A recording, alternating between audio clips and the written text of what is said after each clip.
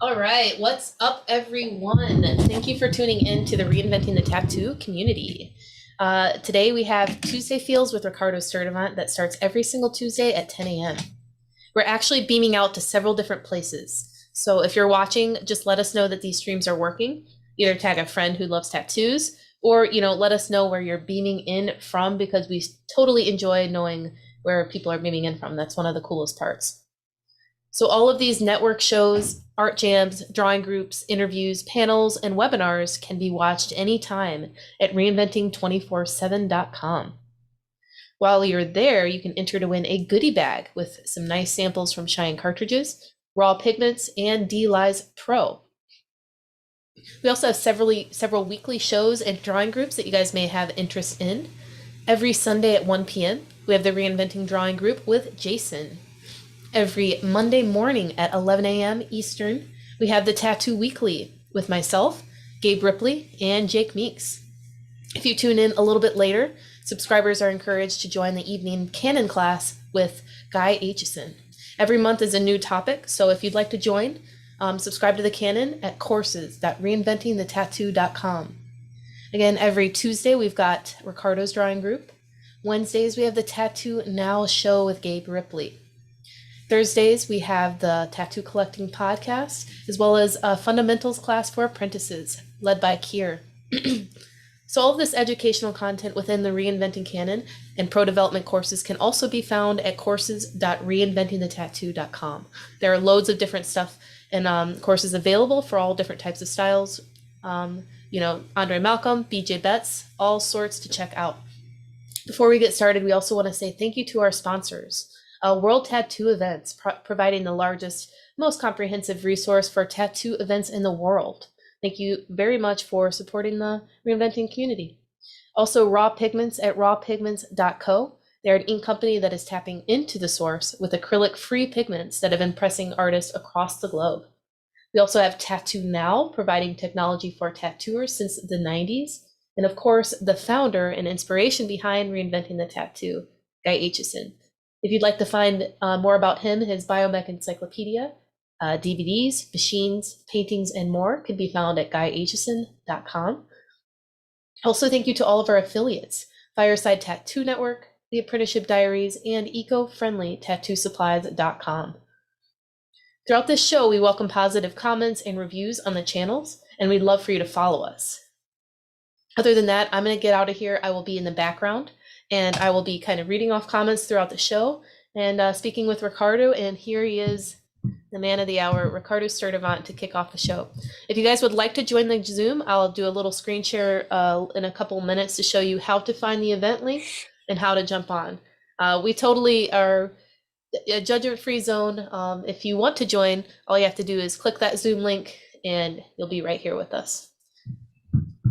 What's up, guys? Thank you, Lauren, for the introduction. I appreciate that. Yeah. How's it going today, Ricardo?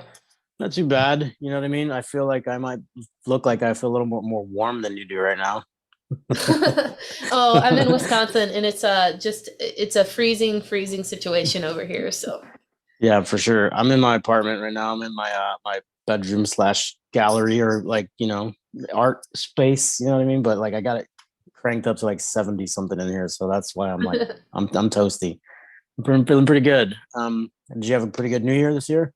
Yeah, absolutely. I mean, I didn't go anywhere. I don't really go anywhere anytime anymore for the last 2 years. I've really been kind of a hermit, aside from some tattoo conventions.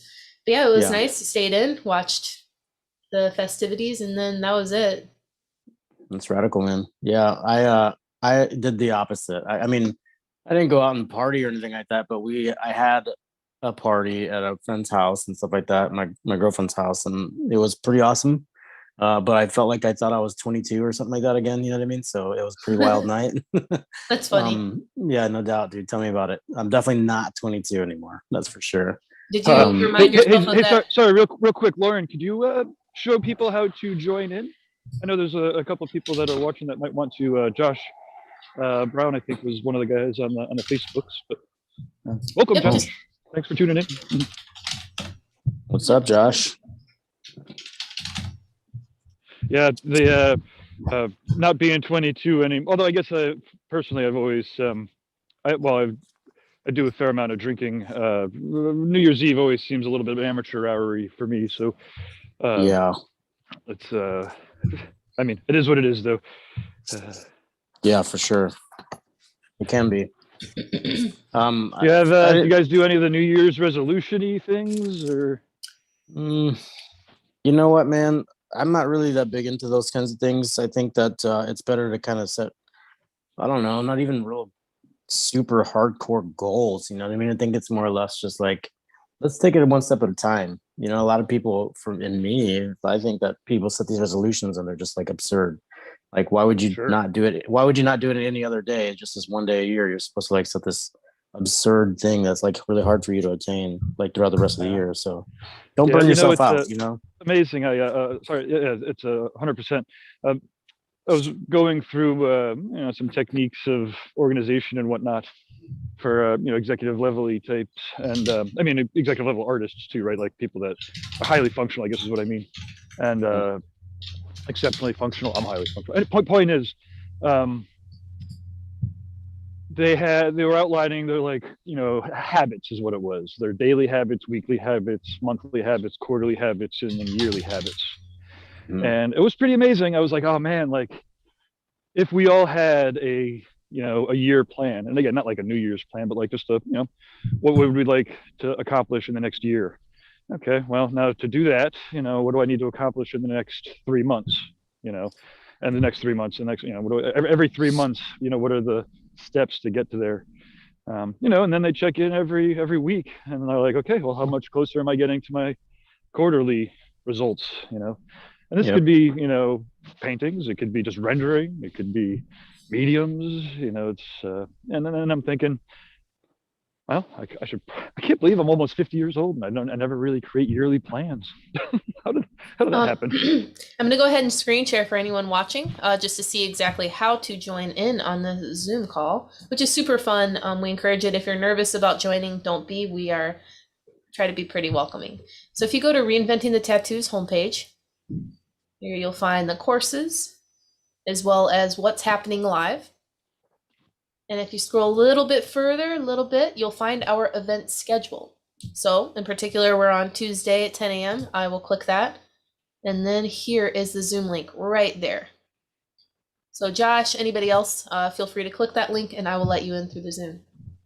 Awesome. And then if you add yourself to that calendar or add any of the particular events of the calendar to your calendar, then you'll get regular notifications straight through Google. That's awesome that you can link it like that now, man. That's great. One of the things on the I might be getting past the calendar conversation, but one of the things that my friend Tommy Kirschbaum, he's an artist in Marshfield, we started doing maybe 5 or 6 years ago. We would name the year, just something that we've done. But this year we called it the Year of Emergence. There you go. I like that. I like that a lot, actually. Really looking at just kind of looking at regular activities that I do, or conversations that I have, and kind of reflect on that like overall mission of becoming something, emerging from something that maybe wasn't so great or grand, and becoming something better. Yeah, it's I like that a lot, Lauren, because like it's really easy to take things for granted, like as far as our daily life, right? You know what I mean? But there's like what Gabe is talking about as well, to contribute to that, is that there's some things that we set for ourselves. There's some things that we want to intentionally do, and then sometimes we don't think of it as like this big milestone. So it is pretty cool that you can kind of go from one phase of thinking or one perspective of thinking into another entirely, and realize that you are making movement. You have some traction and stuff like that there. You know what I mean? And it can be as simple as, like you said, click on the link, join the show, come and talk to us, show us your art and stuff like that. If you have any questions, just talk to us, right? It can be as simple as that. You know what I mean? And that's like that emergence that you're talking about, like going from one phase into another. And I think it's awesome. I definitely feel there. I'm getting more and more comfortable in front of this camera and stuff like that too. And it's been a pretty wild ride. So I can definitely see, looking back, like I've done my best not to watch the shows for some odd reason, like the ones I'm in. I watch all the other ones. I watch Kier, I watch with Jason and stuff like that. I join in all the time. But for mine, I'm just like, there it is. I'm just going to go ahead and put that aside. But I've been recently going in. I'm like, all right. Now I'm realizing that it's the comfort thing for me too, is like, it's okay to see yourself, and it's okay to realize to watch it with the intent of what could I have done a little bit differently, right? Exactly. So I'm starting to get there, man, and it's just so crazy. Like I think for all of us, to some degree, whether or not we realize it or not, it can be just some kind of a comfort level or some kind of like understanding of its own process, of your own process. And like people can tell you until they're blue in the face, why are you not doing it this way? Why haven't you tried this yet? And like you can understand, you can hear that, but you just don't adjust it sometimes, you know. So like once you experience it for yourself, it's a totally different ballgame. But I like that, the year of emergence. That's great. I remember the first year that we decided to name the years or whatever, he put it on his ceiling, and every single time his clients and whatever he was reminded, and I forget what that year was, but it was something. Nice. That's killer. Yeah, so you can see it every day, you know, like that reminder, that traction reminder, you know, like I've gone from point A to point B, now I'm at point B, I can go to the next one, you know, and then sometimes you even skip, you know, and you're like, holy crap, I don't have to do any of that anymore because I've already done it in this one little step. It's taking care of all these other things I had in place in order for it to happen. So that's great. Killer. Yeah. But that's really bitching that you can get on the calendar and have the reminder sent to you, because I know we can all get pretty busy sometimes with our schedules, like dealing with clients, replying to clients, drawings, paintings, etc., all your personal life stuff. So it's really cool that you can set reminders like that and it just pops right up. Like I know I have very few notifications that come through my phone, but the RIT stuff definitely bing. You know what I mean? Like, all right, here we go. So. You know, it is one of the few things that'll actually hit my phone too. We are going through a technology evolution again, and one of the things that we're happy to be able to do is, you know, just having that event schedule on the homepage as opposed to behind the you know, the membership of the community should be great, right? Because we have a whole bunch of events that are open to the public, but previously we had to log in to see them, and now we could just, well, now they're just open to the public right on the homepage, which is great. Radical. Yeah, that is radical. Another step in convenience, right? To make it just easier for everybody. That's pretty radical. That's the goal for our evolution. It's amazing how difficult it is to simplify. Yeah. Looks like we have Kier with us this morning as well. Good morning, Kier. How are you? Hi, bud. What's going on? Not too much. Just sitting here talking about some things that are going to be happening this new year and everything. And yeah, it's nice to have you join us. All right, guys. Yeah. We also have Josh in the chat, or in the Zoom. So if you have any questions, Josh, I know you just joined, on getting your video on or audio connected, just let us know. Not too much. Just sitting here talking about some things that are going to be happening this new year and everything. And then, okay, so Josh, what you have to do is just mute your background YouTube channel. If you go into the tab and mute the tab, you'll be good to go. Echo panic. Yeah, I was like, wait, panic. Josh sounds it's been a long time, huh? It's been a very long time. We're getting good at this. Yeah, dude, tell me about it. What is that? That sounds familiar. I don't know, man.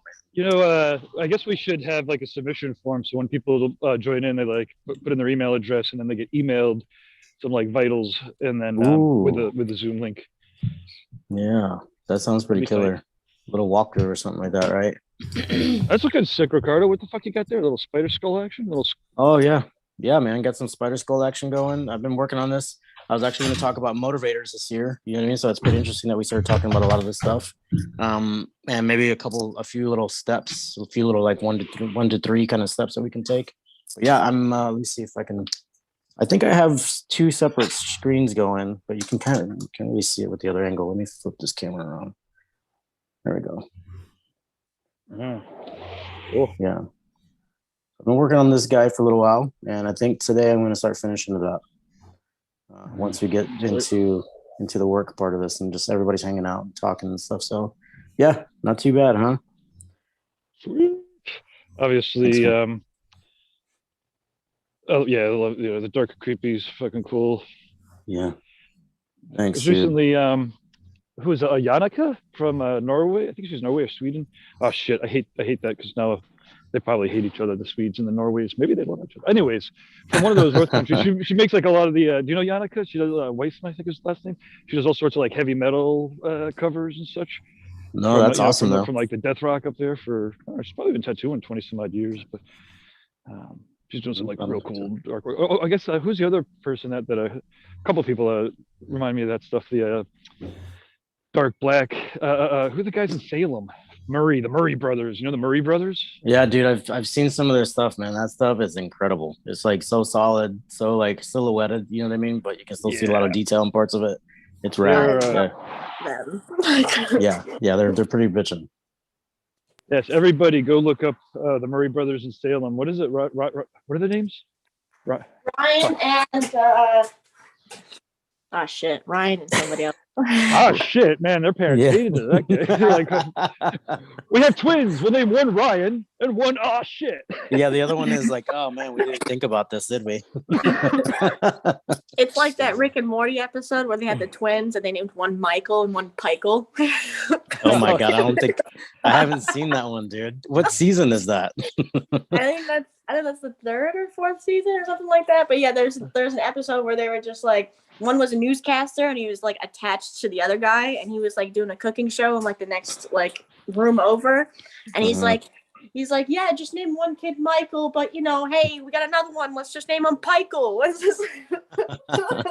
That's fantastic, dude. Oh my god, that's awesome. I just watched Space Jam for no good reason yesterday on the new one on HBO. And the new one? yeah, I know. But Rick and Morty actually show up in it. Like I was just like, do they really? Yeah, That's I was blown away. Yeah, in Space Jam. But I mean, it's just, you know, it's Warner Brothers pretty much, you know, advertising more Warner Brothers stuff, you know what I mean? So now we're advertising, motherfucker. Ha! So yeah, exactly. Pulling it back to some tattoos. Other artists in the style that are out of control. You know, Victor Portugal, clearly. Yeah. I guess I'm going up the age ladder, right? So Victor Portugal's fucking sick ass, and then arguably, I guess it would be arguably like the top talents of that. You know, Paul Booth, Hernandez. I was just about to say Hernandez and Paul Booth. Yeah, Hernandez stuff is amazing, man. It's amazing. Really out of control. Everybody, let us know in the chat rooms if you know about Robert Hernandez or Paul Booth and or Ryan, the Murray brothers in Salem. Go check them all out because they're all sick ass artists. I've seen some more recent. Yannicka Weissman. I have to check out Yannicka. Let me write that down real quick while we're at it. Yannicka. She was on the latest Drunk Critique. Oh yeah, okay. Hard to pronounce her name, but or for me. Yes, she did say needs more black to my tattoos, so that was awesome. So I'll definitely check her out. I'll send her a message and say, hey, what's up, though, for sure. Yeah, man. Robert Hernandez is awesome because I like looking at his, you know, some of the pictures that he posts and stuff every once in a while. He'll have those simple lines for the shape of a head, and then the next picture is like just this super crazy dark black and gray piece. It's just perfect. Like, dang. You went from a sketch with like 3 or 4 lines to this entirely like rendered face. So that's awesome, man. Really cool. But yeah, so that's rocking. I'm glad everybody can join us today. I know the new year is upon us, and we need to keep the motivation going. Motivation. Motivators. It can get pretty hard sometimes on all of us, man, to kind of get stagnant. You know what I mean?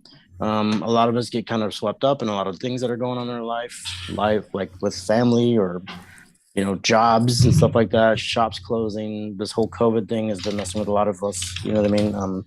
As far as on an emotional level and as far as like just an actual business level even. So I have a few steps that we'll talk about real quick.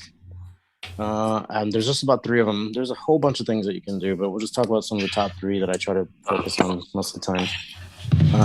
Realistically, we want to talk about short periods of work schedules, right? Short work schedules, like period.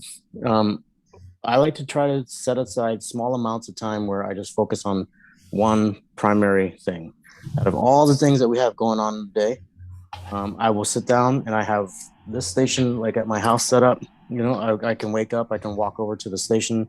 I have all my pencils and everything here. I have everything ready to go. And I would just literally sit there, you know, for the first 10 minutes of the day, just trying to sketch, just adding a little bit more of what I've seen the next day. Or if I wake up and I look at it, what I want to add to it at that moment.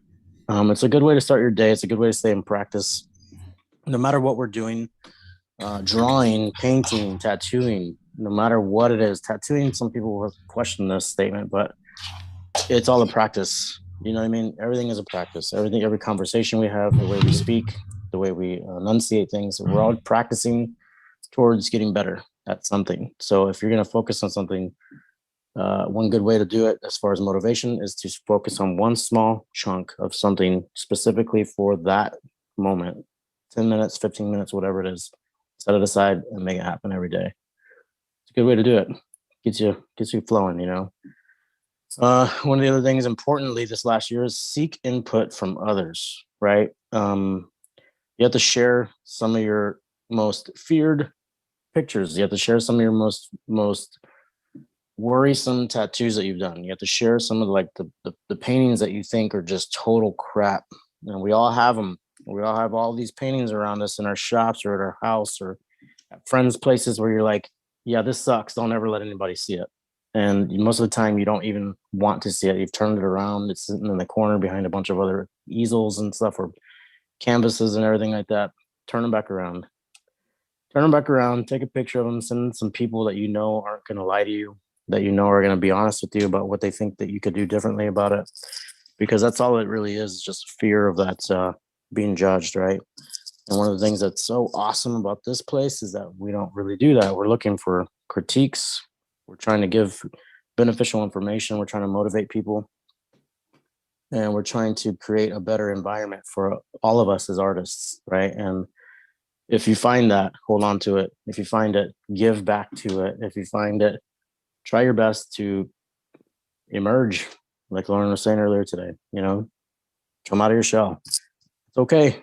It's pretty scary, but everything's going to be fine. You're going to get up and walk away after you're done anyway, so it doesn't matter. Some of the other things that you can do as far as seeking input from others. Sorry, Ricardo, could I expound upon that just a little bit? Yeah, absolutely. Please do, Gabe. While I'm here, and this is about the, as you were talking about it earlier, watching people start to engage, like nobody that are on these streams are actors, you know, no one's in SAG. You know, there might be a couple people that like attention, but for the most part, none of us do really. And we're doing this out of, I don't even know why really, because you can't do other things. But it is amazing to watch people who, you know, start off in the chat room just lurking, or not even in the chat room. They start off lurking, and then in the chat room they say hi, and you know, then eventually they'll start zooming in, and then after 6 months of zooming in, you know, we'll meet at a real world event, and then all of a sudden they're up on stage, a panel on the real world event, you know, telling everybody, you know, how shy they are. And I'm like, what the fuck are you talking about? I mean, I get it. Like I said, 100% get it. Yeah. I'm also producing this shit, so I'm on stage sometimes. But like, anyway, I guess it's amazing to see how people will take the opportunities, and yeah, it is transformative. And I guess mostly, I guess what I want to say is that it's amazing to not only you know, watch the different generations and crews of people engage in it, but also then be more welcoming and open, and helping facilitate, you know, the next round or two of people. And it's pretty amazing watching introverted-ish, or people who at least identify as introvert, and they still are, but you know, go through and now feel relatively, you know, it's still uncomfortable, but it's not so uncomfortable that we're not doing it clearly. And anyways, it's really awesome to see it happen again and again, and appreciate everybody that's doing it, and everyone on here on the line is doing it. Okay, yeah, absolutely. I couldn't agree with you more, man. That's awesome. Thank you for adding that. Kiera, you want to say something about that too? I think Gabe was calling us out. Yeah. We're the ones that say how shy we are. Yeah. But that's okay though. You know what I mean? Because the more that I was just going to say something about the fact that, like, let's see, how would I say it? We're in this environment, actually. We'll just say we're in this environment where there's like this standard form of communication. Most of the time, things that are really genuine or emotions based or fear based, or like that all kind of gets like washed over, you know, kind of gets swept under the carpet most of the time. And that's understandable, you know what I mean? Like in a basic conversation and stuff like that. But I don't know about you guys, man, but it's so hard sometimes to carry conversation where it's just about like this topical kind of thing that's going on around us. You know what I mean? Like there's so much more to it. Like the only reason that we even have any interest in it in the first place is because we want to communicate with each other. And we all feel these things that are between us, but nobody really says anything about it. You know what I mean? And that's one of the things to do, is to be genuine to yourself. And sometimes that includes, you know, making a statement about where you're at that moment, right? And I talk about that a lot, dude. And I know that there's a time and place for it. I know that sounds confusing, and I might go back on what it is that I'm trying to tell you right now, but it's okay. It's all good. We are just real people here. You know what I mean? We're all like doing the same thing, trying to get better. Some of us want exposure, some of us don't. I know I'm a pretty quiet dude most of the time, unless we're one on one. You know what I mean? And like then I'll talk your ear off. But I'm getting more and more comfortable about being in this thing, so it's pretty good. And I couldn't have done it without this environment, this group of people talking about this stuff. So sharing, right? Sharing those pictures, sharing those images that you think are crap. Let's talk about them. Another one is your clients. As far as us as tattoo artists in your business, review your client feedback, right? A lot of people will just kind of go by the way. What I mean by that is like they'll just go along with whatever it is they're presented with. And every once in a while, I don't know about you guys, but every once in a while I can think of a few clients in particular that I'm become pretty good friends with. They will tell you exactly what it is that they think. They will tell you exactly what it is that they don't like about something that you've drawn, or exactly something that your interaction might have been a little bit misconstrued. And it's important to listen to that. It's important to digest it. It's important to take it in. Whether or not that's an attitude from somebody is another thing entirely. That's up to you to discern, right? But the fact is that there's some input there, and it's important for you to take that into consideration.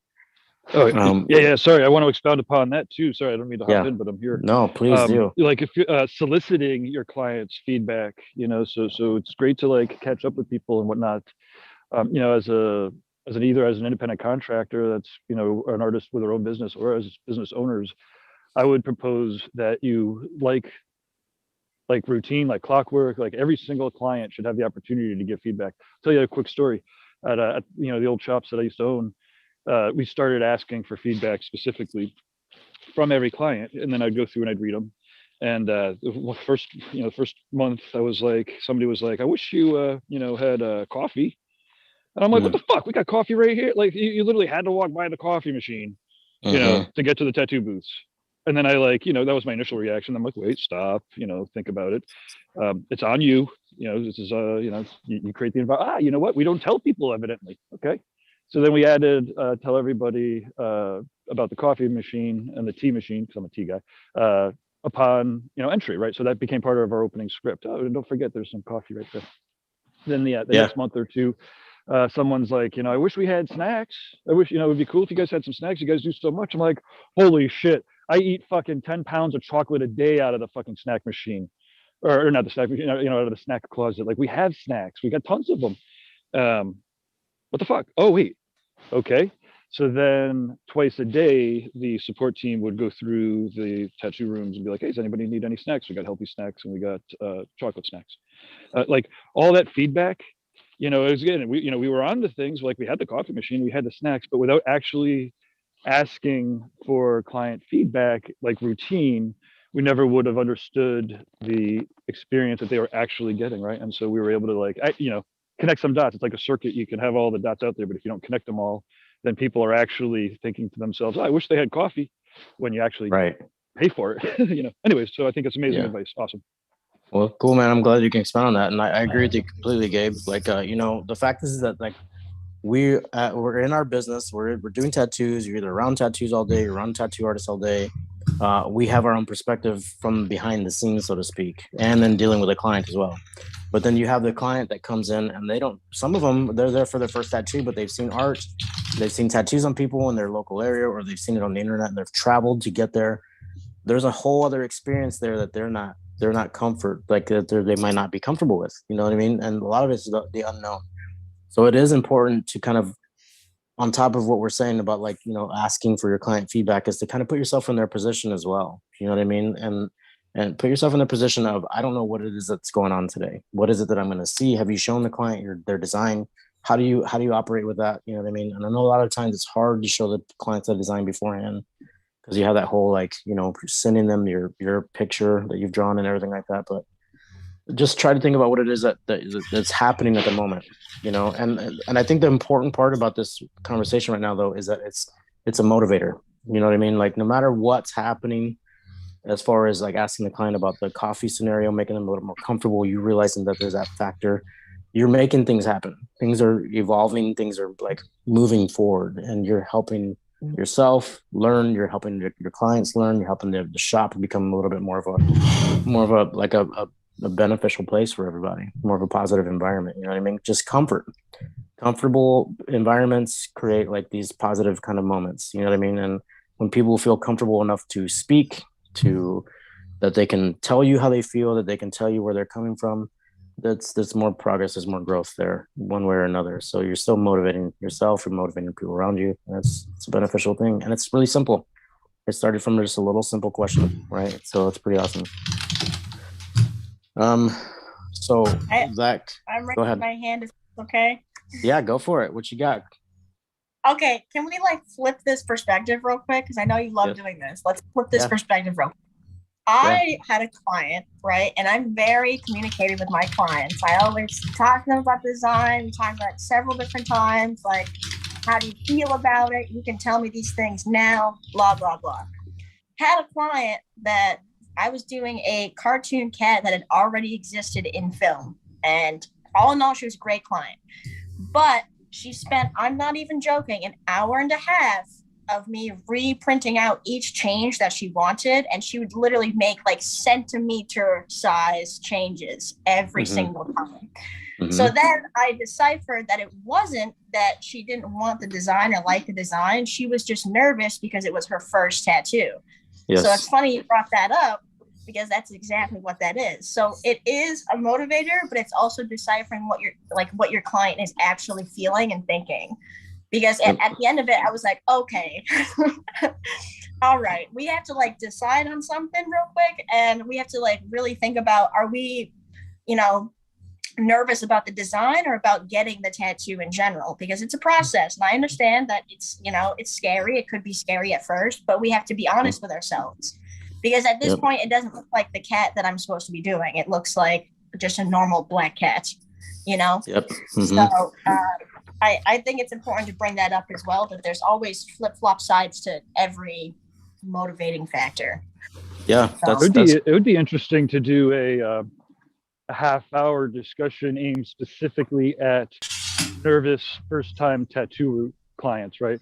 Like there's a ton of like top 10 tips on how to get tattoos or for first-timers, but like to like role play out a half hour's worth of those scenarios so that clients will be able to like kind of play out that scenario in their heads with a tattooer without going through it first might actually I think that might be a good little opportunity there. Yeah, like when they have like a whole group of girls that come in at once and they're all getting like similar designs or whatever, and they all bring their one design to that one friend in the group that's like the leader, and I always ask her for the advice of if they should get it or not. But if you round up that first one first, then they'll just follow in line with the rest. So it's really reading the room. Isn't that funny too? Like you just explained like psychosis in a sense, you know what I mean? Like as far as like the way people think and group mentalities and stuff like that. And like as far as people looking to somebody that just shows the fact that they're the leader, that doesn't necessarily mean they know what the hell it is that they're talking about. Because ultimately, as a tattoo artist, you should be informed enough to be able to say, look, I know we're making all these changes. Because I had the same kind of scenario, and I basically told a lady with a lot of patience, I said, you wanted this one little heart. You want this tiny little heart right here on the inside of your arm, and it's like this big, and we've made 15 different changes to this heart, right? And we ended up going back to the same one, and I finally told her, I was like, look, I'm going to be very frank with you, and I have to let you know that this is all in all sincerity. I'm not being frank in a sense of I'm tired of this or anything like that. I'm trying to be genuinely honest with you, and I'm going to tell you, I don't know if you really even want me to tattoo you. You know what I mean? I was like, the fact is that you want this perfect little heart, and this is done by hand. There's going to be slight deviations. Most likely there will not be, because a tattoo is pretty simple. But the fact is that it's done by another human's hand, and it's on your body. And now we have all this energy that's around us. So we need to kind of figure this thing out. You know what I mean? So there might be this slight deviation. That's all it took. That's all it took was this conversation, that 1 second. That few seconds of like, understanding each other, where we're coming from, and explaining what it is that's happening, like you said, right? Yeah. But it's pretty funny that you brought that up in the sense that like you read the room and you read that this is the person that you have to direct your energy towards. to make this thing happen, right? So that's, Yeah. and I That was- think it would be awesome to be able to see that kind of played out and stuff like that, because a lot of times it's, you guys ever, I mean, how many times have you walked into a room and you're like, what's going on here? Like there's some, I mean, I feel like I walked into something and I'm not quite sure what's going on, but nobody's saying anything. So it's up to you to decide how you want to do it from there. But once you see it, then it's a little bit different. So I think it would be interesting to see that happen, Gabe. I think you're right. Yeah, that would be cool. You kind of hit on, I guess there's two things, two topics, like psychology, right? Just in general, tattooers, good tattooers, you know, after 10 years, you kind of already have an amateur degree in psychology, right? I actually, you know, when people ask what kind of classes to take, you know, obviously the art classes, blah, blah, blah. I'm like, you know, take psychology classes, because you're going to be dealing with a wide variety of personality types that have different agendas and different understandings of this very complicated, I mean, yet simple, but, you know, art, and very permanent art of tattooing, right?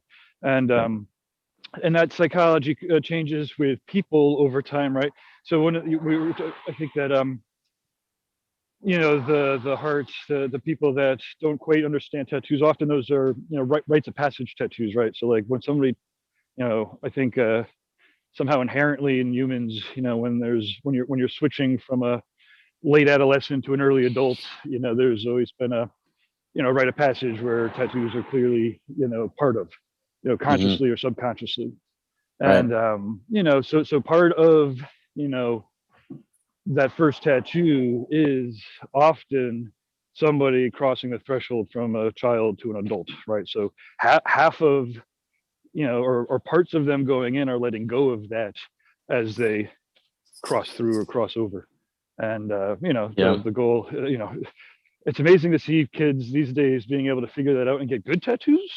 Right. You know, like all my rites of passage tattoos are like shitty ass tattoos, you know, and you know, I got them all lasered and covered and whatnot. But again, I guess that was part of my right, you know.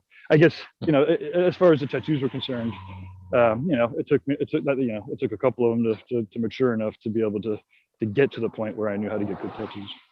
Yeah, man, you hit it on the head, Gabe, because like it's like the varying degrees of our experiences, right? Like they're all so similar, but at the same time, they can be approached at different intervals as far as our age versus the experience that's happening, you know what I mean, versus the experience that you're learning at that moment.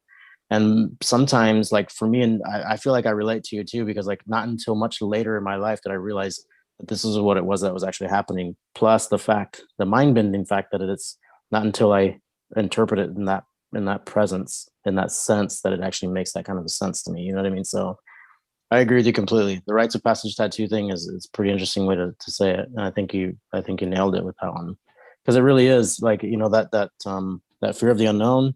Why is it that you're getting the tattoo in the first place? You know what I mean? Like more recently than ever, I've actually been around a few people that are starting to get some bigger tattoos, and people around them are asking like, well, why are you doing this to yourself? And like, why do you want it? And like, they just simply state that like, I just want to have pretty artwork, you know what I mean? And like, it can be so many different variable reasons, you know, but I think it's awesome that there's something innate to it for sure. There's something that can either be explained because of your experience with it or your knowledge of it, like you're saying, the kids that are coming in getting the better tattoos now, or maybe it's just an accessibility thing even, you know.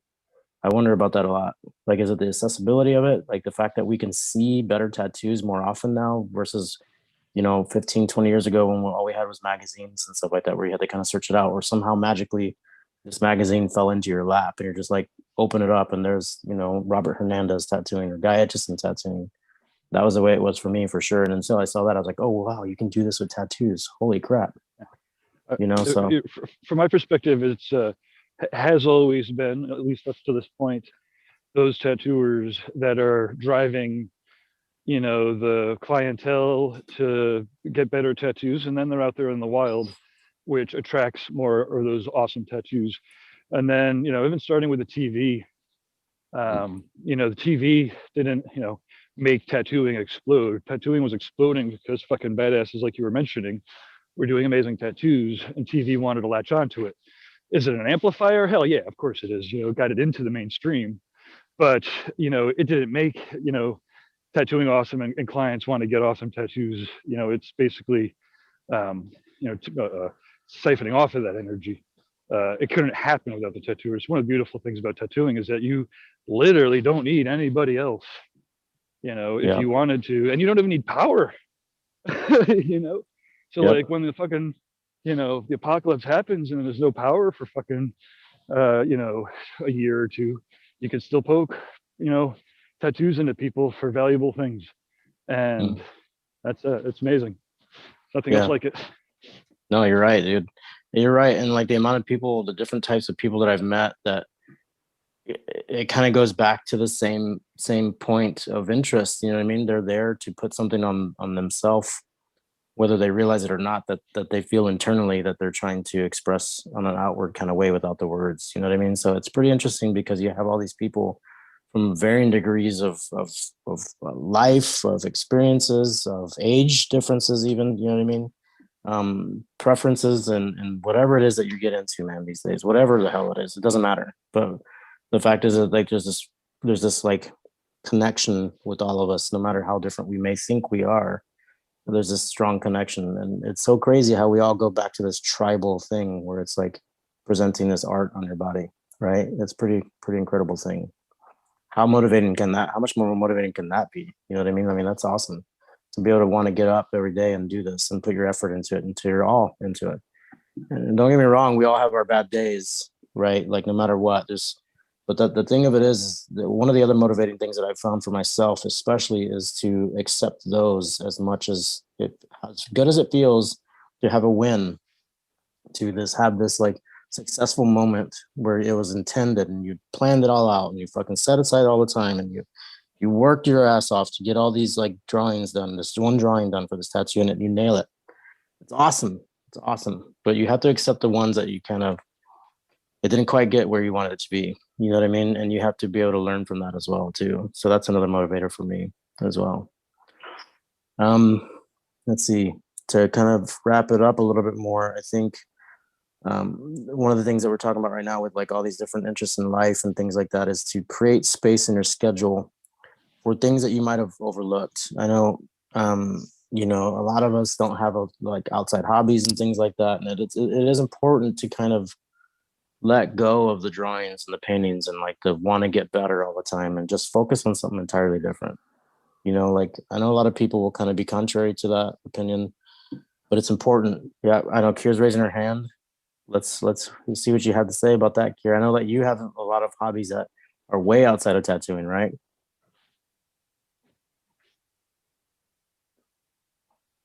I was told by my shop to get a hobby. And I think you guys also told me to get a hobby. So it's just nonstop drawing, painting, tattooing, drawing, painting, tattooing. And then they're like, hey man, like, what do you do outside of that? And I was like, I don't know, draw. And they're like, no man, you can't just do that. And I was like, but I thought that's what this was. And they're like, no man. You have to have something outside of this that distracts you from it, so that way you can like get new inspiration, first of all. Second of all, you get a break from that mentality of being an artist, which I didn't know. But if you continue to consistently live in artist brain 24/7, you're going to start to get sick of it. And then that's going to burn you out. And then eventually you're not even going to want to do your job anymore. And that's no good. So, and that's a real feeling that really does exist. I got my first burnout in my career after the Paradise BYOB, because that was the last trip of my traveling of the year. So it was like my brain was like, oh, there it is. Oof. Wow. But I still had work to do. So it was definitely a burnout. So I had to pick up a new hobby. So everybody should definitely have something that's outside of tattooing that they enjoy doing once or twice a week. That's just completely outside of it. Yeah, and especially if it's something that you have to work on getting better at too. You know what I mean? Like, even if it's bowling, you know what I mean? Like, for Christ's sake, like even if it's bowling, you have to like focus on it to try to get better at it, right? Going jogging, going walking, you're going on hikes. if there's a family member that you can't quite get along with, work on that. You know what I mean? Like try to make that relationship a little bit more fruitful for yourself. Like there's all these like influences and motivators that are in your life daily that you take for granted, I think. You know what I mean? And like for me, man, especially these past like 3-4 years, dude, has been just so incredibly like eye-opening to how simple all these grandiose ideas that we have can really be and where it actually comes from. You know, these big movements that we want in our life. We want to make so much money. We want to live in a bigger house. If that's your thing, go for it. Personally, I could live in like one little room and have the very essential things and be entirely okay. You know what I mean? As long as I'm healthy and I wake up and I walk every day, that's all that matters. You know what I mean? And like I have some good friends around me. That's it. You know, like that's the last thing that I'll talk about. You know what I mean? Try to focus on things that you take for granted, you know, and focus on it. Like set aside that time on the weekends, your days off. Go outside. Don't go to the shop. Don't, you know, if you want to take your book outside and sketch with you for fun, go for it. But try to find some other influences for sure. Pick something else. Different Yeah. mediums does not count. Maybe the only thing that I could add to that. Ooh, is my mic off? Nope, you're on. Sorry, the only thing I might add to that is often if those hobbies can inform your other arts, you know, whatever other mediums might be, you know, for instance, photography or whatever, you know, or even, you know, sculpting or I guess sculpting's still art, right? But I don't know if photography is too close. But I guess ultimately, especially for younger artists, you know, stacking those hobbies so that they can inform each other, or, you know, or even travel. Like so to Kira's point, you know, even if what you're doing is making sure that you have different inputs. I mean, I guess everyone should always also be having mental inputs, you know. So if that hobby is, you know, I mean, news and politics is a rough one, but or science. But on the other hand, you know, staying informed helps people have different things to say. So I guess just to wrap it up, the other thing that I've seen is about this kind of things that work over the course of time is, you know, artists, you can get really good at rendering, right? But like, what do you have to say? You know, right. And that's ultimately it, right? Like you could, you know, if you spend all time, you know, and people like Nick Baxter or whatever, they're people who have spent a lot of time learning how to render and have something to say. And that something to say has changed over time. You know, it's as we all do, right? But you know, part of that is that, and he came out of the gate swinging with a crew of people that were interested because specifically he was saying things, right? So I don't know. Yeah, cool. I agree with you completely, Gabe. I really do, man. I think it's awesome that you brought that up because it's like a musician, right? It's like a musician. Whenever they have these albums, they come out of the gate and like you just connect so hardcore with it, and you have all these other people that feel the same way that you do about their music and their lyrics and everything like that. Like, you know, there's a voice there, right? Like the reason you connect with it is because it's saying something that like resonates with you on this whole other level that you can't even really describe at first, even. Now that said, this is the art of tattooing, right? So I'm like, right. So it's a wide spectrum. I absolutely love, and there's you know, it's just as important to tattooing that, you know, somebody comes in, you know, off the streets, says, I want to get something permanently on my body, you know, this is what I want. You know, that's just as an authentic and awesome of a tattoo, even though it's, you know, almost, you know, opposite forces at work or whatever. But, you know, I mean, again, it's just amazing that, I mean, if I may interject here, what it could be a good point too, if like you're finding a different hobby and stuff like that, is that hobby, whether you like it or not, may relate back to tattooing if you allow it to. So like, for example, I can like give my own perspective of life. Like I do the horseback riding stuff. So I deal with 1,200-pound animals like twice a week. And the amount of patience you need to have to deal with them, first of all, teaches you amazing posture because you sit in a saddle seat, which I sit in already. And you have to have super straight back and like proper posture and it like all that fun stuff. And at the same time, you understand like the different motions and whatnot. And whether you like it or not, you can relate it back to tattooing.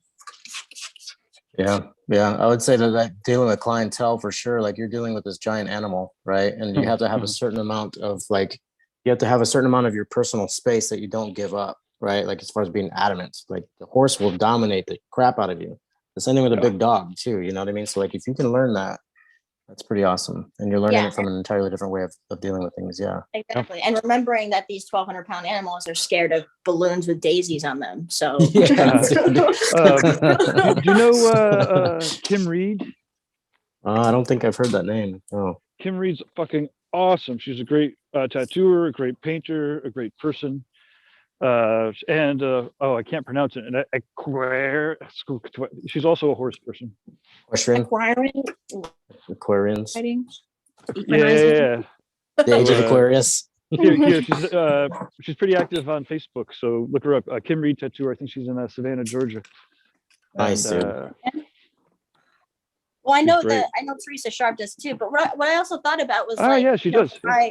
I listen or watch a lot of UFC, and a lot of UFC fighters actually are ballet dancers because it helps with their footwork. Yep. So, My Taekwondo guys, also a ballet dancer, Simon Schur. Arnold Schwarzenegger and Frank Colombo did the same thing before they were doing like a lot of their Mr. Olympia kind of poses and stuff like that too.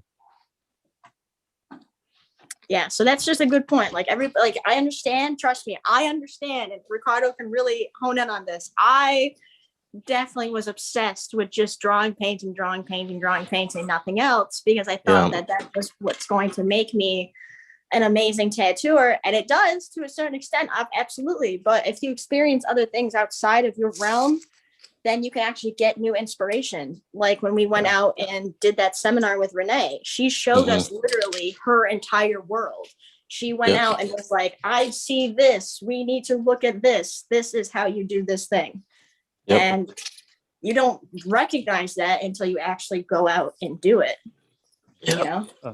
From what one of the things he said was talking about how to make it or what makes you a great tattooer. It's I think if you're going to try to boil it down, it's not anything. It's but a mindset, and I think it's similar-ish to what a successful mindset is going to be like in other in other endeavors, with the exception of the fact that because tattooing is so high stakes, everything is amped up. So like you really need to stay on the path of on it because again because tattooing is so high stakes, but it really is a mind from looking at all across thousands of tattooers, there's the tactics and the strategies, all that change due to the nature of where people are and geography and time and place and countries and all that, but the mindset to focus in on what is working in a positive manner and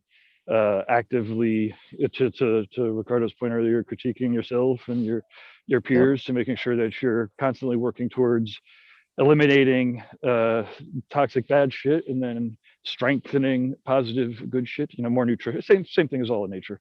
More nutrients, less shit, more exercise, more sleep, more processing. Yeah, man, totally, entirely, dude. That's exactly it. I talk to people about that quite a bit. Like, especially, I've had a lot of younger kids come up to me recently. I'm actually helping a client of mine. Her daughter is very interested in art, and I've been helping her over the past few months. Like, just touch base with some like basic, fundamental kind of things with art and stuff like that. And I think I don't know. I've talked to a few other people as well, but I always say something like along the lines of like, when we focus on the physical idea of the perceived object, right? Like when we're drawing things, when we focus on the idea of that perceived object, it's like we'll rely on what it is that we've been taught to be true, right? Not what we want to perceive, if that makes any sense. So it's like, how do you want to make yourself motivated? What is it that benefits you? What is it that you use in order to make yourself grow as an artist, right? And I think there's a lot of different variables, like we're talking about, like the nutrients that you feed yourself, the things that you do that are outside of drawing. It's all there, and it's all influential, and it can all be pretty motivating when you let it. When you open yourself up to that. Sometimes a new artist brain comes from just a nap and a snack. Yeah, totally, right? A nap and a snack. Yeah, no doubt, dude. Like, think about how many kids you see in a grocery store throwing a little temper tantrum, and so it's like, dude, that boy needs to go take a nap. Like, and sure shit, it helps. It's absolutely mind-blowing. And I once again, my perspective was that the harder I work, the best artist I'm going to be. When really, I like when I start taking naps and having snacks more often and, you know, actually paying attention to myself as a human, then Yep. man, I learned way more stuff than Well, working those myself to the bone. those aren't separate. Like you have to do both of those. Like you have to take care of yourself so that you can work your ass off, like for long Mhm. periods of time. Mhm. You know, and certainly like, you know, sleep and rest, you know, are necessary, you know, and the competitors will take, you know, whatever, a week off of all their training before they actually compete if you're of that mindset. But I just those two things are not opposite each other. And I think that's what you're talking about, is finding the Well, yeah, it's more of so of like you can't just be one, you have to be all, but in their own respects. If that makes sense. it's like pillars that are holding a structure. We're all and we're nothing all at the same time. Entirely true. So Joshua, is he still on the line here? I think I saw him in the gallery. Let's see. Melissa's here too. Hi, Melissa. Melissa's here too. Yo, Melissa, what up? Morning. How goes it? Another morning. Right on. It's really early for you over there. How do you feel about this kind of conversations this early in the morning for you? I'm processing about half of it right now. Good thing they're recorded. You can go back and check it out later, right? Right? Yeah. What you working on today? The same thing I was working on yesterday. Getting it all Okay. colored. Nice. Okay, that's for your shop logo, right? Or for what was it again? It's the mascot that I've got. It's just more stuff that I'm planning on putting out when I hit convention. Nice. When is that for you? When do you plan on doing that? My first one is March. It's out at the Evergreen Invitational. Nice, dude. Yeah, I've got my banners and stuff all done, and I've got one round of stickers coming in so far, but it's a little daunting because I've never tattooed at a convention, and even though this is delayed like 2 years, it's still a lot to take on and a lot to take in. Yeah, it definitely can be.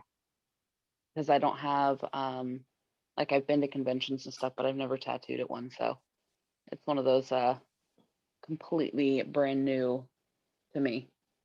Mm-hmm. Do you have a buddy going with you? Do you have your own booth space, or is it going to be you and a friend? Just me. You have nobody else traveling with you at all? Nope. Oh wow, that's adventurous as hell. That's awesome. Good for you. A lot of times it does help to have somebody there to kind of like, you know, talk to people while you're tattooing and stuff like that. But it's pretty easy going. You know what I mean? Like most people are just there to hang out, you know, and it's just like your shop environment. If you want it to be, you can make it that way for sure. And most of the time, you know, everybody is just so excited to be around a bunch of other people while you're getting tattooed that there's just a lot of conversation going on. You know, Right. especially if you're there to meet with other artists and stuff like that, or you've communicated with them.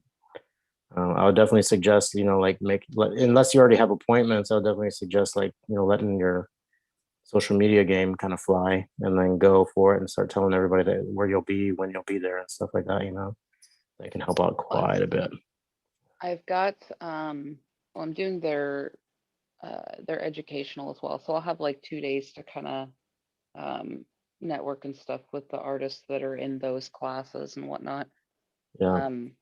And it's not a foreign convention for me. I've been down there probably like 4 or 5 times, somewhere in there. Nice. So it's one of those I'm fairly well networked with the people that will be down there, but it's just a new scenario for me. Yeah. So are you familiar with the area, like as far as like places to eat and stuff like that too? Because Lauren actually gave me a lot of really good advice as far as that end of it goes. Like you can tend to work a lot later than you're used to at some conventions. Yeah. So a lot of times food comes up and it's like late at night, stuff like that, and you're starving. You haven't eaten really that much all day. It's always good. What Lauren pointed out, it's always good to kind of find some areas, some restaurants in the area that you know will be open at later times and what kind of food and stuff like that you can get there for sure. That's a Unless great you're in tip. Philly and you have to like travel through the ghetto. Yeah. I actually, it's only 2 hours from where I'm located, so Oh yeah, it's okay. it's within my state. It's not a big travel. If I forget something, I can have somebody, bring my stuff to me. There you go. So I mean, I'm at least it's comfort. Awesome.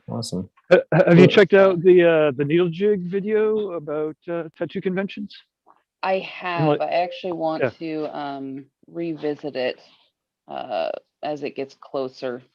Yeah, cool. So that And, did you get the checklist? Yes. Yeah, the checklist. I was so psyched with when we put that together. It's yeah, okay, cool. Well, there we go. I was stoked to see that. Just because this is completely new to me. So Nice. I'm definitely going to be putting it to good use as it gets closer to the event time. I use a checklist format to drive some of my daily tasks. I just like kind Nice. of edited it up a little bit. And I'm a to-do list person, so having a list Nice. is nice. Perfect. Yeah, there's so much there's a sense of calm and stuff like that once you realize okay, this is what I have to do first today, this is what I have to do next. You know what I mean? It helps things just smoother, it becomes smoother for you for sure. Yeah, my brain stops squirreling with a list. It's beautiful. Yeah. It's a beautiful mind kind of thing, right? Right? Yeah. So yeah, Josh, if you're in the crowd, not to call you out or anything, man, but if you want to jump in and say hello, we're more than welcome to have you. We're more than happy to have you. Welcome. Yeah, I'm here. Cool. Where are you beaming in from, dude? I am just 30 minutes from Rochester, Minnesota. Okay, cool. How's it going out there for you? How's this whole COVID thing treating you? It's been an interesting year and a half, to say the least. Okay. And right now I'm just enjoying my day off with this cold weather that we have. Right on. Nice. Good. Yeah. Welcome, man. Welcome.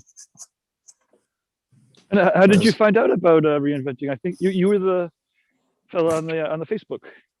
Yeah, so I've actually known about you guys for quite some time. I think probably 2-3 years now. And I've kind of been a long time lurker and just happened to notice they were going live. And I was like, well, I ain't got anything better to do, so I might as well hop online and watch and try to learn and progress. Heck yeah, dude. Awesome. That's what I'm talking about. What kind of work do you like to get into? I do a lot of black and gray, large scale. Nice. Kind of a mix up between illustrative and realism. All right. Why don't you let everybody know what are the best ways to check out your portfolio? So the best way is my Instagram, which is joshbrown_tattoos. I'm on Facebook via Sacred Heart Studios, Minnesota, and same as Instagram for them. Cool. We'll check you out, dude.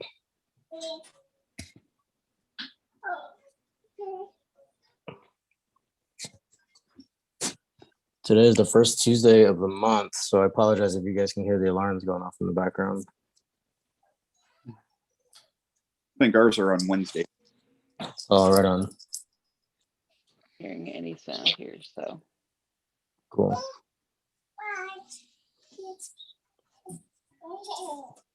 Melissa, have you used those heavy bodies yet? No.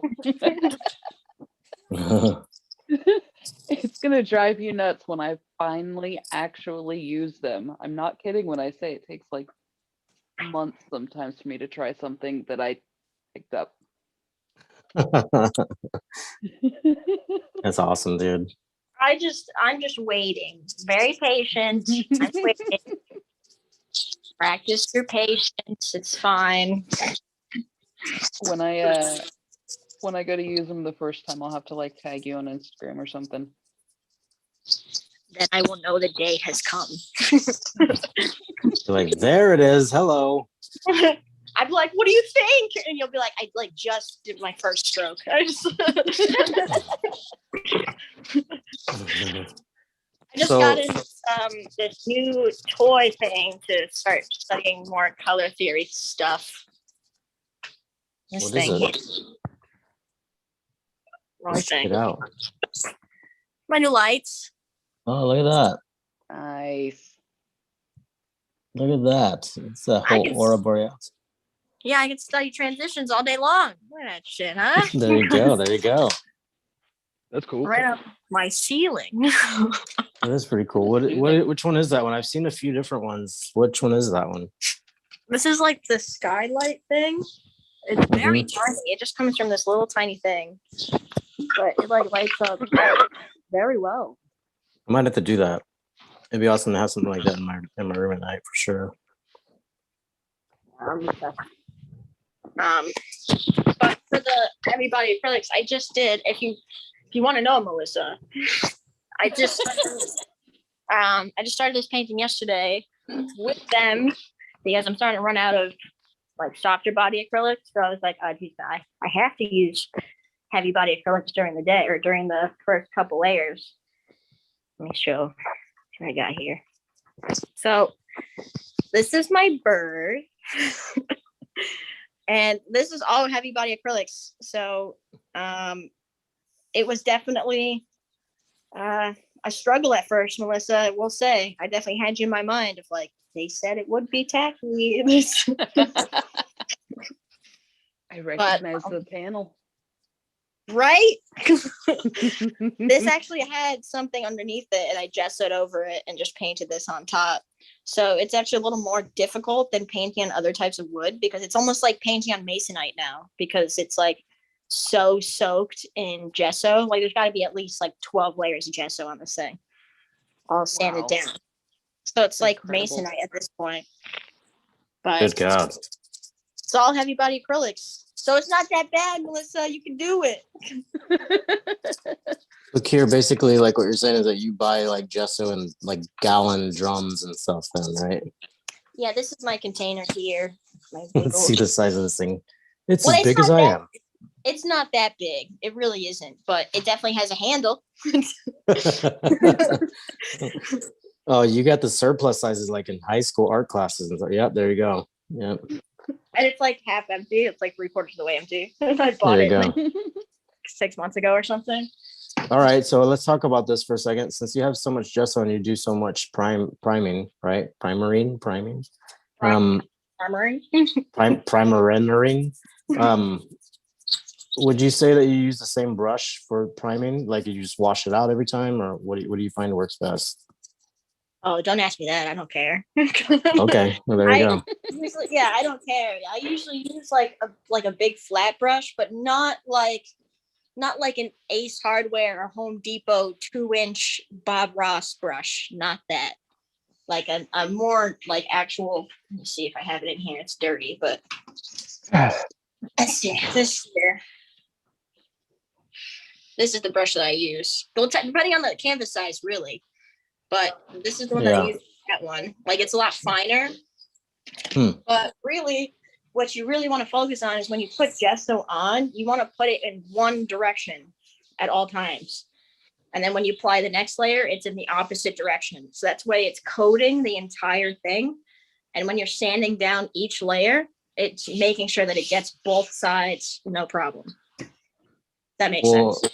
okay. Well, I know that there's a couple different types of gesso too, right? Like there's some that has more grit to it and it'll add like it actually adds intentionally texture to it. So it is good to kind of like just go willy-nilly with it or freestyle with it. But does really? yours have that texture to it? Yeah, for sure. So I'm wondering No. if what does yours say? Does it just say plain gesso? Yeah, it just says white gesso. That's Okay, there's then, white yeah. acrylic gesso. That's what it Yeah, you'll says. definitely know the difference, right? So like it'll definitely say thicker for more texture or something like that. No, it's non-yellowing, Okay. fast drying, Just plain old gesso. just plain old gesso. Plain old gesso. I guess so.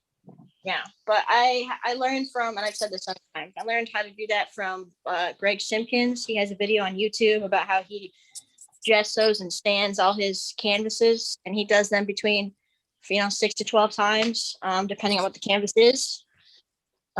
Just to make it, it's like a literal ice skating rink when you put your hand on it. Like it's just so smooth and soft.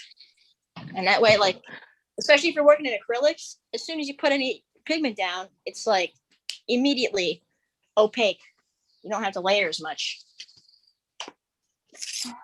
Incredible.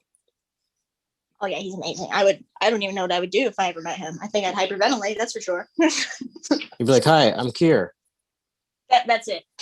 and then that's it. That'd be the end of the conversation. They'd be like, "Cool, I made it for you."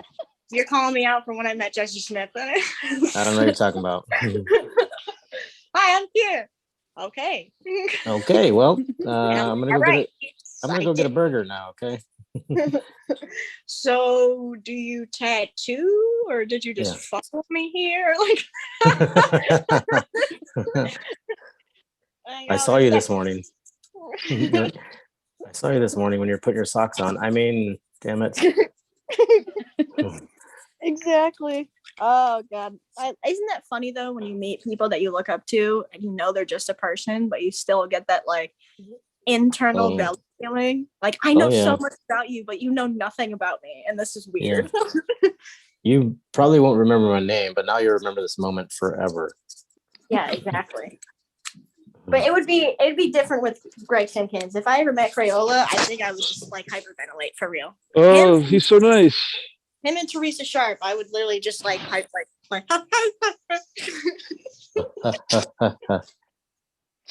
made it for you. Yeah, that's pretty much it, man, right there. I made it for you. I've had my moments, too. Crayola did a seminar at Paradise one of the first couple of years.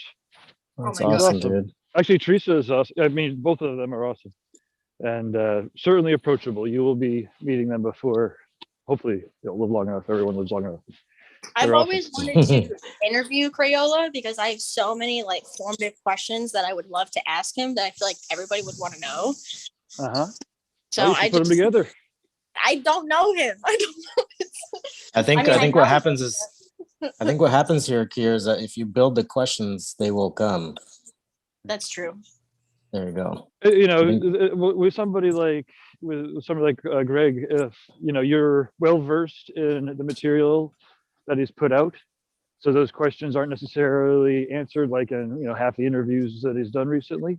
But if you're paying attention and they're really good questions, again crafted for, in this case, Crayola, but for whoever you're trying to reach out to, you might find that if your questions and your emails stand out, then it actually is it's certainly more attractive, to folks like that. So. Well, you just reminded me that I could email, and Uh-oh. now Uh-oh. he's gonna be contacting you, Gabe, being like, "You said that this person could email me." All good. How dare! Everyone knows how to skip past or delete. Yeah, but again, I mean, both of those artists are, I don't know. I mean, I can't attest to anybody's promptness with their email replies. But what I could say is that, I don't know. Like I said, the more thought that's put into the communications, then the amount of the opportunity to come back is greatly increased, or the percentage, the chance of it. There we go. And I could also say that if you just email somebody, like, hey, blah, blah, blah, blah, blah, blah, blah, and they're like, I've answered this question a million times, then they're skipping on past, because it's all about reducing friction. I guess we were talking about that earlier with the shops and just the tattoo experience. The amount of frictions that you could reduce and the amount of interesting bits to think about are kind of like the winning combo. Absolutely. Yeah.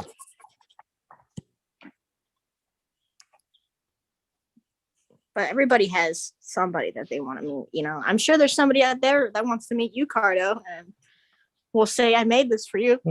Oh man, that's so crazy to think about. And that's the other part of it too, right? It's like, I'm nobody. Like, it's no big deal. And then like these guys probably think a lot of the same things too. Like, man, I'm just here to like, chew bubble gum and make some kick-ass art. And I'm almost out of bubble gum, you know what I mean? Yeah, no, that's cool. But we did have some experiences like that in the BYOB, which is amazing. And then we also, all of us, you, me, and Jason had some experiences like that in Gatlinburg as well, which was awesome. It blew my mind. I was just like, wait, what the heck is happening here? This is so cool.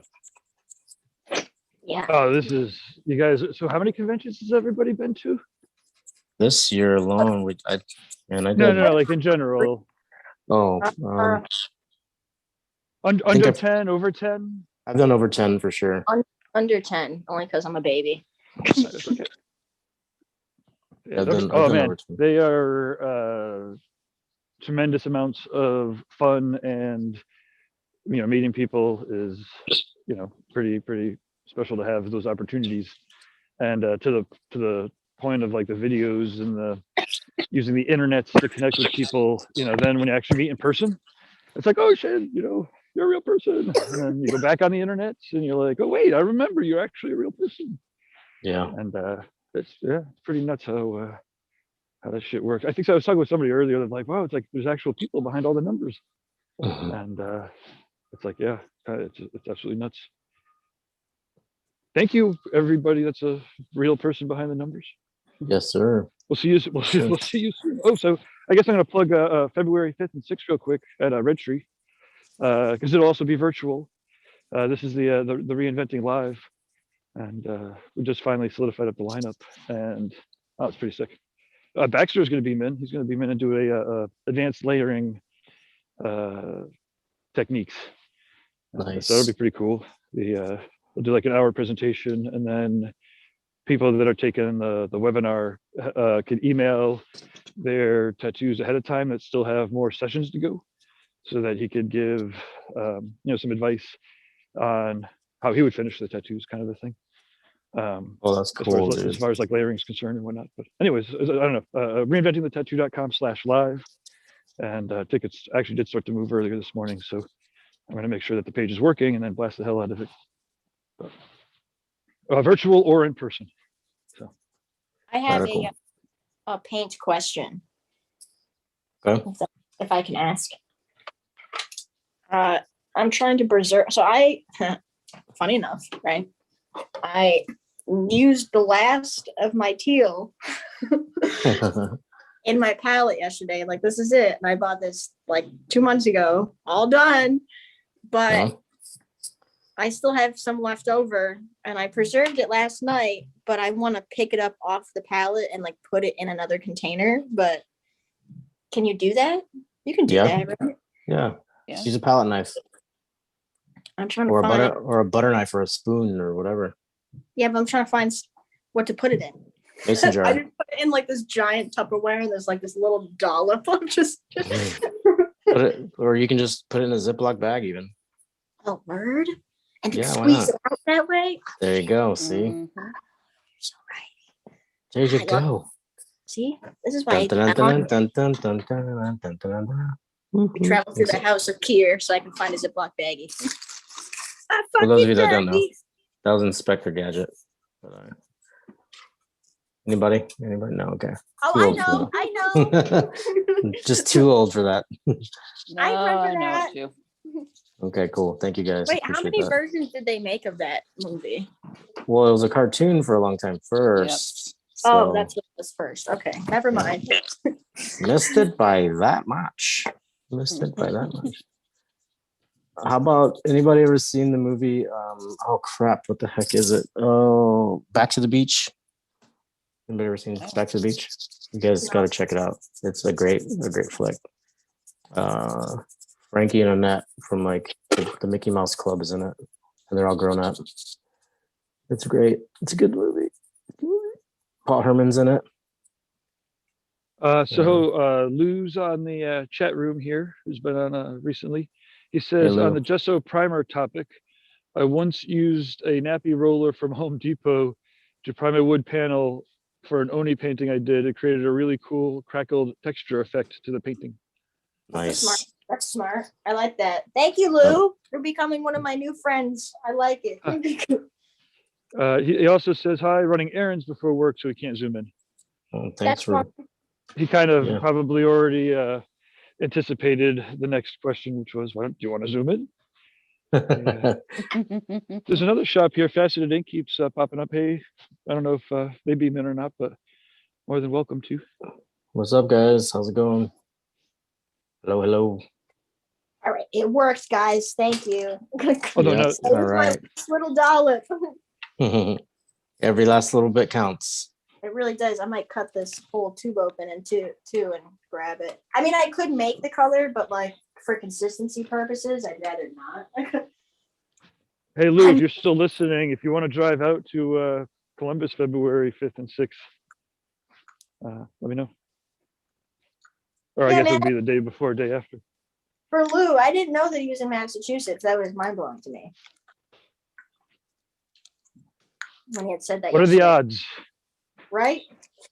I was like, where are you from, bud? He's like, Massachusetts. And I was like, a brother. I would have to say that the odds are kind of wicked awesome. That's wicked awesome. Hey. No, the wicked pissa. Wicked Yeah, pissa. wicked That's it. And Ked with a K-E-D. Hey, Ked. Listen here, Ked. Listen here, guy. Guy, bro. I Bro. call everybody at my shop who's easily, what, like 10 plus years older than me. I call all of them kid. Listen, Kid, kid. listen here, kid. Bucko. Dude, I was Hey, explaining. listen here, Bucko.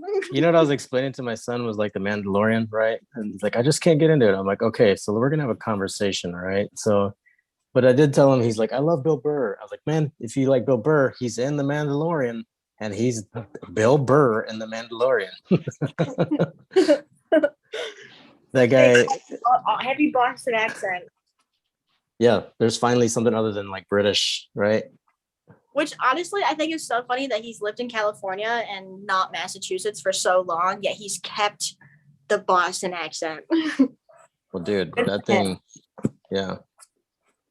Can you get rid of something like that? I mean, why would you Oh, yeah. want to? It's such a cool accent. Right. It's like every once in a while, y'all slips out of my mouth. You know what I mean? Like, y'all. Where are you from? I lived Where in you Texas from? for a while. What's that? And I said, where are you from? That's like, I love how that's like the next phrase everybody asks. Like, that's rude. Yeah.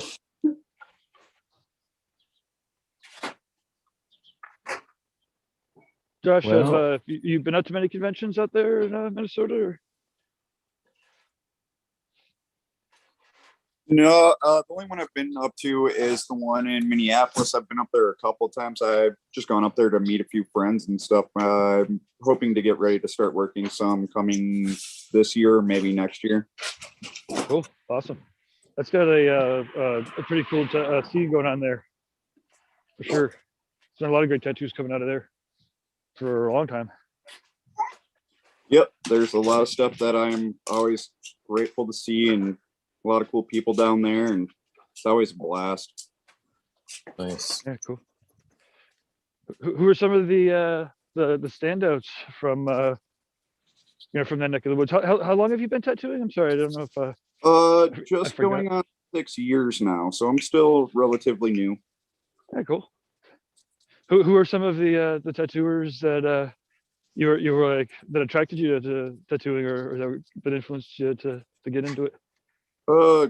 Well, honestly, when I first got into tattooing, it was a bunch of small local guys that I thought were the coolest things in the world. Awesome. And then my mentor, Matt Holtz, he's pretty awesome. He does a lot of color illustrative work. What is it? Jake Meeks. I started watching him very early on in my career. Jake's a great dude. Yep. And then watched a lot of like Chris Garver videos and Oh yeah. Awesome. Solid background, man. Jake was super approachable too at BYOB. He's such a easy to talk to dude. Really excited to share ideas. Really excited to talk art and stuff like that too, and even just like general life stuff. You know what I mean?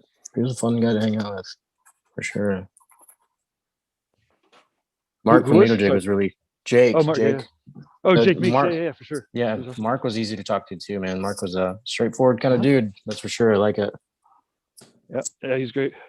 I work up there a day a week doing helping with the video stuff. And, yeah, he's cool. Awesome. It's still vet every order. It's awesome. Yeah, really? That's awesome, man. Yeah. Still independently owned by a tattooer. Kind of rare. Jake is also one of those people when I met at the Paradise BYOB where I got very fangirled out for no reason. We had just gone on those slides that were there, like the mountain coaster things. Oh, that's awesome. And as soon as I got off, I didn't like introduce myself yet, but I didn't hear what he said first. I was so hyper focused on introducing myself and not be nervous.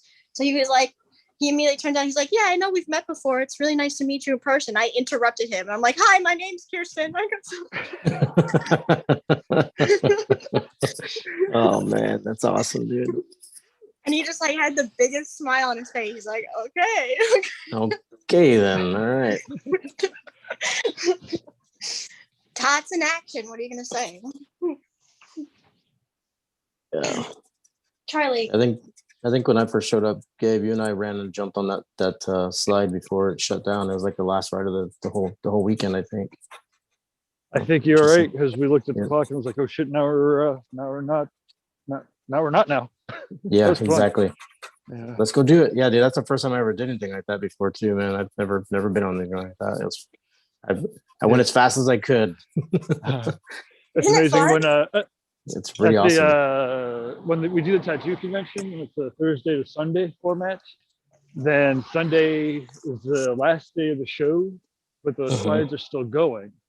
So I usually can get away for one ride, but I'm like so sleep deprived for so long that that ride on Sunday afternoon, I feel like I'm going fucking 150 miles an hour. It's amazing. That dude.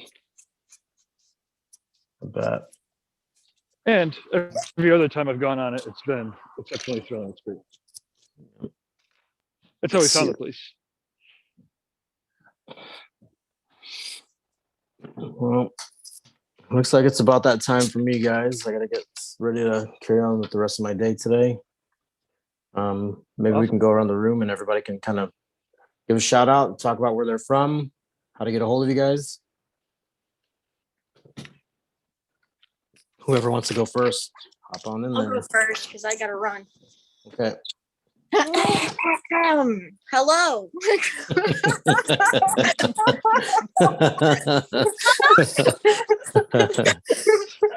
That's pretty Okay. good. All right. Hello, everybody.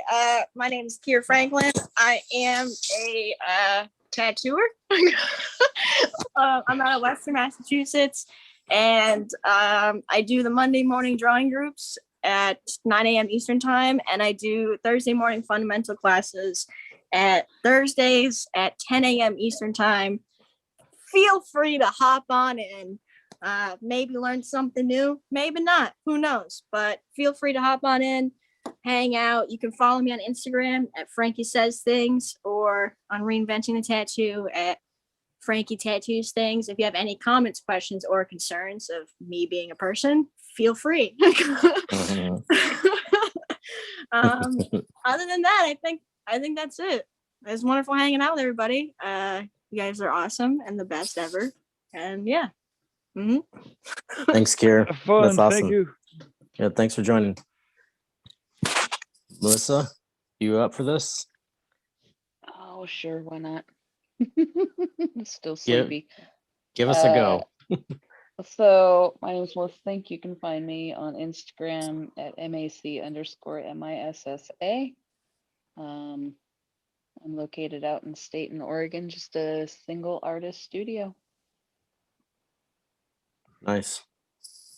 Well, thanks for joining us this morning. That's looking great. Thank you. Can't wait to see for, what it'll. having me. Yeah, you're welcome. It's always a pleasure to have you, man. So thank you so much.